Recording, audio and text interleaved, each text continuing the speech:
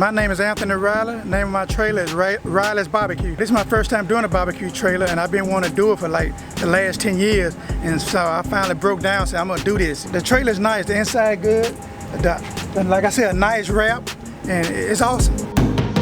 I know it's a process, but don't give up. You can do it. And if this is what you want to do, pursue it, because you don't give it one shot at this thing, and go for it. So where's that entrepreneurial passion come from? Come from my mom. She deceased right now. She deceased. She died 2016, and she used to have me in the kitchen cooking with her, and that gave me motivation to do this. And I love, cooking on the grill. People can expect from me tender ribs, tender chicken, and good barbecue sauce. Love to cook. Thank you. Everybody was great. Yeah, Tony was great. I kept contact with her on the phone. If you need any help, just give us a call, okay? I know sometimes it can be a little tricky. My favorite part is that you ain't got to work for nobody, you can work for yourself.